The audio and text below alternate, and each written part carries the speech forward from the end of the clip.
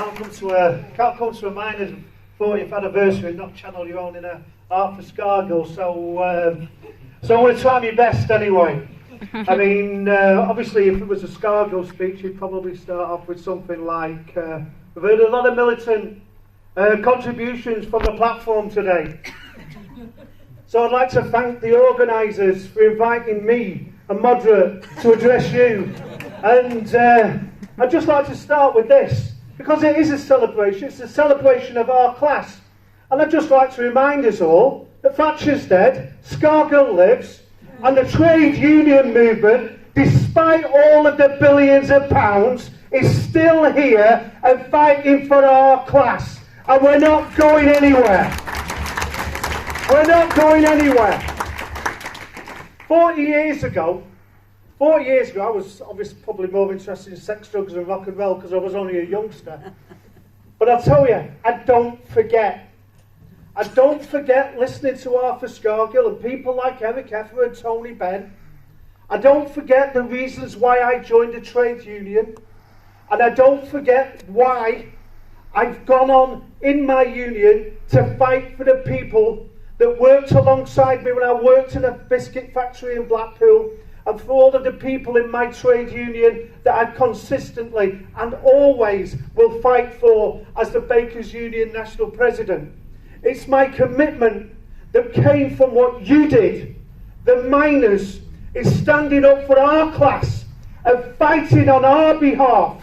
And what you did over that 12-month period, despite what everybody in the establishment did to you, stood strong, kept your heads up, and stood together in solidarity. And I can't do anything other than say thank you for inspiring me and all of the other people that have stood up to fight for our class ever since. But you were the pioneers. You were the people that made sure that people like me wanted to carry that flag on.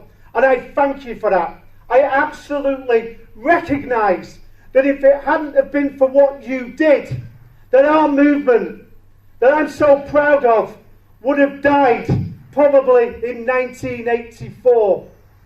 But you stood up and showed us that we can win. And let me tell you, as the Bakers president, because I always remember the lessons I learned and one of the speeches that I heard. And when you say, and when I went to our picket lines, nothing in, nothing out. If you're a scab, you're a scab forever. Never forgot that. Never forgot that.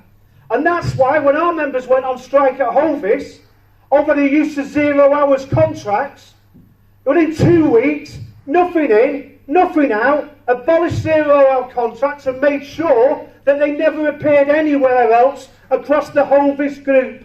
When our people went out on strike in Northern Ireland, and they took that message there as well, I was over there, and they sent armed guards to see us, by the way. The police had guns, and they came with this big armoured vehicle.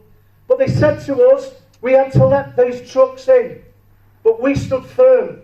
And that was the inspiration of what you did. And that's the reason why those people in Allied, after taking 8 hours out on strike, won their demands as well.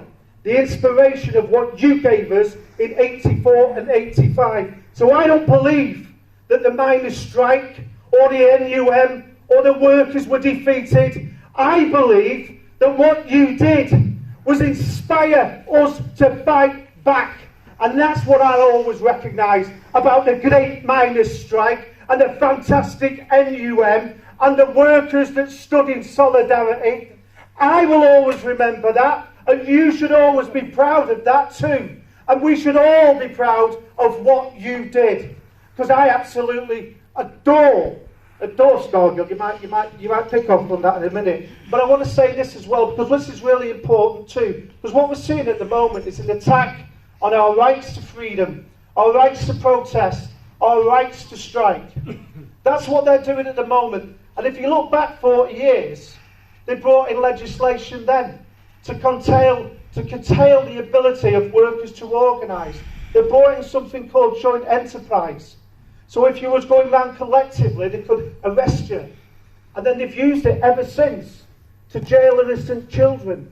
not because they committed a crime, but because they were there at the time, or they associated with those people. And lots of kids have been sent to prison because of legislation that was brought in so they could control and contain organised workers from doing one thing: defending their communities.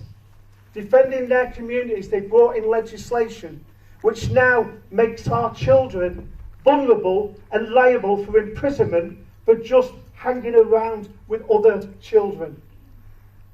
And so we should recognise that when he comes out on a Friday and gives a State of the Nation address, which, by the way, I don't know if anybody's seen Robert Jenrick's explanation today about what an Islamist is. But an Islamist is apparently someone who's far left, whatever that is.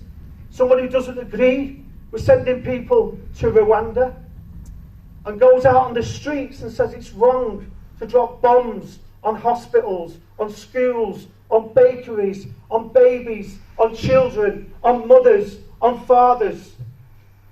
If that's what an Islamist is, I'm proud to be an Islamist. I'm proud. Because no matter what, we should always recognise what they're prepared to do to people in other countries.